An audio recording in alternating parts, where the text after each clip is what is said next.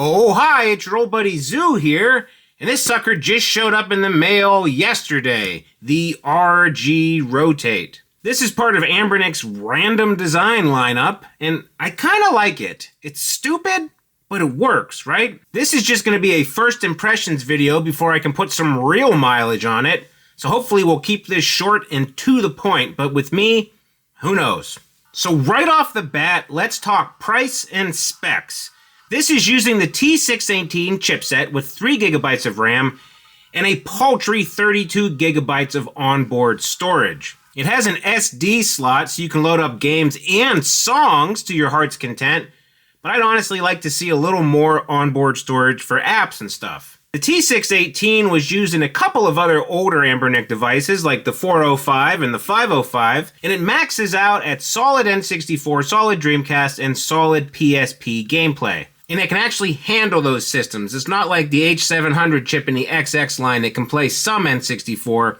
This has the power to do it. The screen on here is a 3.5-inch 1:1 aspect ratio 720p LCD panel that I don't think I've ever seen before. Now, a 1:1 screen is naturally going to be solid for Game Boy, Game Boy Color, Game Gear, other 1:1 devices, but it's also sneaky good for 4:3 content that you display at 8:7. Game Boy Advance, or especially PSP, is going to be rough on here though. There's only so much letterboxing you can take on a 3.5-inch screen. The screen on here gets very bright, so you can use it outdoors, which it's kind of made as a bag accessory, a piece of tech designed to be taken out and about with you, so it makes sense that it has a high brightness panel. With the power of the T618, you can throw a lot of shaders on your old games and get a tiny CRT or a dot matrix effect. Anbernic is well known for over-sharpening on these devices, but I didn't really notice it. It's probably there at some level. If I zoom in, I can probably see some fuzziness around the letters, but it's nothing I've been distracted by while actually playing games, and weirdly enough, I tend to use these things to play games. This has a 2000 milliamp hour battery, which is pretty small, but they went that direction because the device itself is pretty small. This metal one weighs in at about 200 grams, and it's a little bit less for the plastic version. The RG Rotate here actually took power from the various fast chargers I had,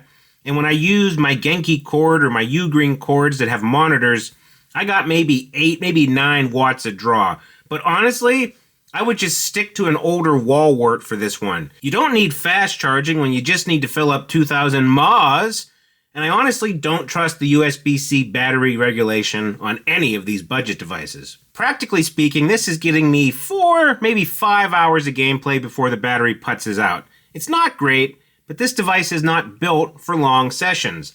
I think they're going for the ultimate everyday carry device, but we'll get there.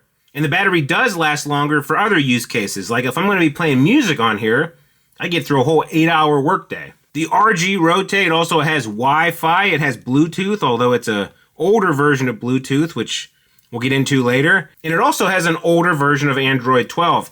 I haven't futzed around a lot in the last day or so with downloading apps, but it might come into play on the Play Store if you have something that requires a newer build. All right, now let's talk about price, because according to the Anbernic spec sheet, the plastic model is going for $88 plus shipping and handling, and the metal one here is $108.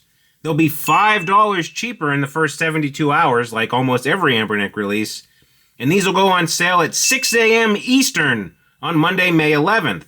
That's one of the reasons why I'm pushing to get this video out, so you have some sort of information if you're an early adopter. I saw that my sometimes pal Russell Decor has already posted a picture of his earlier, so his first look video is probably already out by the time this gets published. Watch his video, watch my video, watch whoever has stuff up, because this is an oddball device, but depending on your taste, it might be right up your alley. And one more thing about the price, because I think $88 for the plastic model is actually pretty solid for what you're getting. You're going to pay the metal tax for the more durable model, but $88, $108, those are kind of the price points I would have expected from like 2024 or the middle of 2025 or any time before Ram Truck Month happened and spiked the prices on everything. So overall, pretty solid. All right, let's start our device tour. And you see is a little metal square. It's actually kind of compact. It's a lot smaller than I thought it would be. It's It's honestly about the same size as the original Game Boy Advance SP, except maybe a little thinner. And looking at it like this, you're probably like, Zoo, how do I play games? There's no buttons. Well, check this out. It rotates, hence the name, just in case you were confused. This screen rotates out to reveal all your buttons. On the side here, you have your volume up, your volume down. You have your single SD card. You'll notice there's no headphone jack on the bottom. There's no headphone jack anywhere, actually. You have a power button on the side, a reset button on the side. This power button and the reset button, they stick out just a skosh. I'm going to use my finger for contrast. They stick out just a skosh. I'd be worried maybe you might bump it, but we'll see. On top here, you have your shoulder buttons. They're very, very flat. And here on the back, you see your single mono back-firing speaker. When you rotate the screen, you give yourself a little bit of a shelf for your index fingers, so it's actually a little more ergonomic than I was expecting. Going back to the lack of a headphone jack on the bottom, they give you an Anbernic thing here, but what I really would like is a headphone jack, and you might notice there's no headphone jack at all. There's just one USB-C guy on top. Now, Anbernic is well known for one completely head-scratching issue with every single one of their devices, and the lack of a headphone jack is it for the Rotate. This thing was so close to being a modern reboot of those old MP3 players we all used to carry around in the mid to late 2000s. It just needs a headphone jack. Give us a headphone jack, Max! All is not lost for wired headphone users, though, because this does work well with a USB-C to 3.5mm adapter, but we're going to talk about that later. I mentioned before there's a single speaker that fires right out of the back, and it's not good. I feel like the people in front of you are getting way better audio than you are while you're holding it, because the sound is shooting away, and if your finger goes over it, it muffles it completely.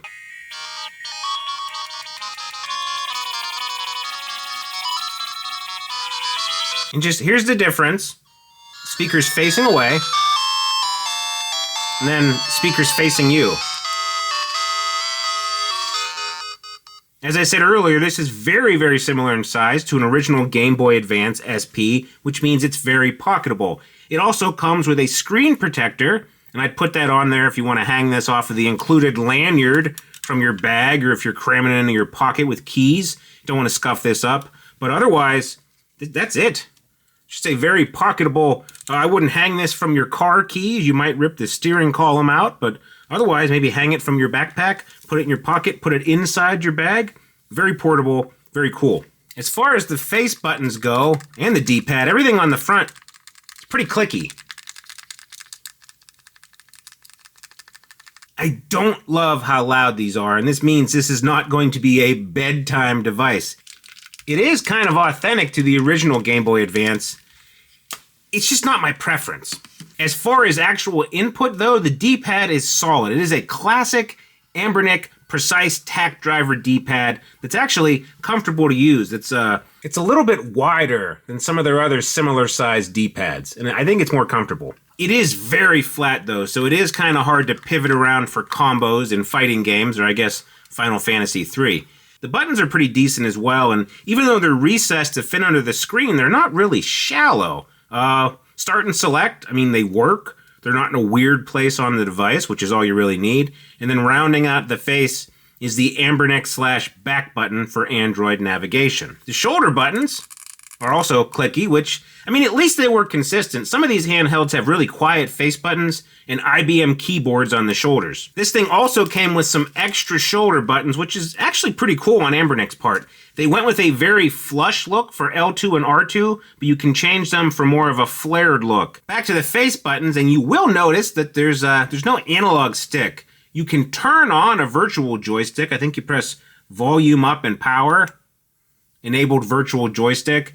And then the D-pad acts like an analog stick, which means, I guess, N64 is back in play, but I'd honestly just not use this for N64. It seems built for your classic consoles and definitely your classic handhelds with the 1x1 screen here, and not really for anything with analog sticks. And at $88, $108 for a purpose-built device, I'm okay with that. Let's talk about the actual rotate feature here, because it's super cool. It's kind of like the RG slide, where they've sort of captured the feel of a mid-2000s cell phone without copying a specific model directly. It's sturdy and it's reliable because it has a magnetic catch mechanism here. If they sent me more than one, I probably would have filmed myself flipping it a couple thousand times just to find a fail point, or I guess enjoying a $108 fidget toy.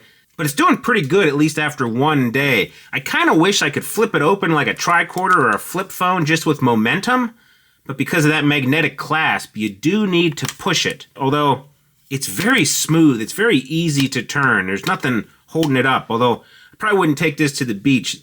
Probably don't need sand in that mechanism, but otherwise, just drop the handheld. Otherwise, it's great. I haven't even looked into custom firmware, but the stock Android build on here, it's okay. The Anbernic Android builds are always guaranteed to have some sort of weird issues, and we'll probably encounter them soon. But for now, it just seems okay. It's serviceable. It does have some pretty cool things built in, like this clock lock screen. When you close it, it just switches to a clock, and you can put it on your desk and use it as an actual timepiece. I think there's 4 different options. They're all analog clocks, so if you don't know how to use an old-fashioned clock, you're out of luck. But otherwise, it's cool. It looks sharp on your desk. You can also have some music playing while this is closed and have your clock available, and you sort of chill. I guess that's technically possible with any Android handheld or your phone, but it just kind of feels right. There's a vibe to it. Now let's talk ergonomics, because this thing is actually very decently balanced. My main issue with the RG Slide was that it was super top heavy, even with a grip, and I was kind of worried about it with the Rotate, but it does not have that issue. You can one-hand this thing, got your whole hand across it, D-pad, buttons, everything. It's very comfortable. It's balanced. When you rotate the screen, you end up with a very Game Boy style experience. It's almost the same size expanded as the Game Boy Pocket here. You get it's just comfortable. It's not like an all day long kind of game. I'm not going to play 8 hours of an RPG on here, but for quick pick up and play, it's much more ergonomic than I thought it would be. We'll see if issues arise after I use it for days on end, but really, it could have been much, much worse. I mentioned this earlier when I was talking about the headphone jack, but let's discuss the Rotate as an MP3 player. First off, there's no getting around the headphone issue. There's no 3.5 jack. So what do? Well, you either get some USB-C headphones or you get a 3.5 to USB-C adapter. I actually still have my RG Nano and it came with an adapter, and this is really all you need. You plug it into the top here, plug your headphones into this. It's one extra piece, but it's not too bad. If you have straight up USB-C headphones, you don't even have to worry about it. Weirdly enough, I have these Monk headphones and an adapter that were sent to me by Wild Lee, our Anbernic sales rep, a few months ago. This is his personal passion, so it might have been serendipitous, or he may have known that I would need some for the Rotate. Regardless, I have them and I'm using them. If you're a high-end earbuds or headphones guy, you'll probably already have preferences, but for me, I think any decent enough adapter will get you where you need to go. Especially being someone who had a jank-ass pair of partially broken headphones like this while I was walking around college or during my part-time jobs in the mid-2000s. These are more than fine for my taste. Unfortunately, if you want to use Bluetooth headphones on here, you're kind of in a bind. There is a very noticeable delay when you sync Bluetooth earbuds to the Rotate. And if I'm noticing it, you know it's bad, and it's very noticeable. It's like a half-second delay. I'd assume it's because they're using something with Bluetooth standards from 10 years ago, but I'm not sure. If that is the case, I don't know if it can be fixed, even with custom firmware, but we're going to look into it a little bit more for the actual review. And then as far as the actual playing of music, there are some apps already loaded to the device. I installed Spotify on here, or I can listen to my music. If you're using a streaming app like Spotify, you're going to need to be near Wi-Fi, or if you're on the go, put your phone in hotspot mode. This Cassette O Player app was already preloaded onto the Rotate, and I put some MP3s on here. And it's kind of cool because it has a cassette tape kind of animation, and it can stay on the screen. It takes up almost the whole screen, and you're listening to your music. You have this sitting on your desk, and you look over, and I don't know, we all listen to cassette tapes, but I can't tell you when the last time I actually used one. But just seeing those little spools go around, I don't know. It's nostalgic, and isn't that the whole point of retro handhelds, to play old retro games and now emulate a retro cassette tape? It's pretty cool. I know that we've all got the ultimate Swiss Army knife in our pockets with the smartphone, but I don't know, there's something retro, there's something deliberate about when you build a device for a specific experience. I don't know. Let me know in the comments if you have some specific music apps you want me to test in the full review, but so far I kind of like using the one that came with it and, of course, listening to my dad rock Spotify albums. Well, Gary, the clock on the wall says it's time for What Did We Learn? And we learned that the RG Rotate is the latest in Anbernic's weird exploratory series. But we also learned that this one lands, where the RG Slide kind of, well, it slid into the runway and then rolled off into a retaining pond. This is not a one-and-done device. This is kind of an oddball retro handheld designed to play retro games. And oh, by the way, it doubles as a desk display and an MP3 player. If you are looking for an endgame device or a one-and-done PS2 and below kind of deal, just keep looking. This is something you should buy if you like unique devices, if you like encouraging oddball designs instead of the 38th candy bar device of the year. There aren't any major deal breakers I've seen so far, outside of the completely baffling decision to exclude a headphone jack while simultaneously using a laggy Bluetooth chip. But I guess USB-C headphones are a thing now, and they work. If you thought this video worked, or hell, maybe you thought it was a laggy mess, either way, let me know in the comments. Remember to like and subscribe and all that jazz. We are so close to 100,000 subscribers, you wouldn't believe it. And even if just a fraction of our regular audience took the plunge and they pressed that sub button, we'd get there by the end of the month. Hell, maybe by the end of the week. So please, I really just want a stupid YouTube button for my mantle. And by the way, stay tuned for ongoing coverage of the RG Rotate. We'll have a live stream, some articles, and of course, my 1 month in review after I've had a chance to break this thing in, or maybe just break it in general. Anyway, thanks for watching, and we'll see you next time. Goodbye.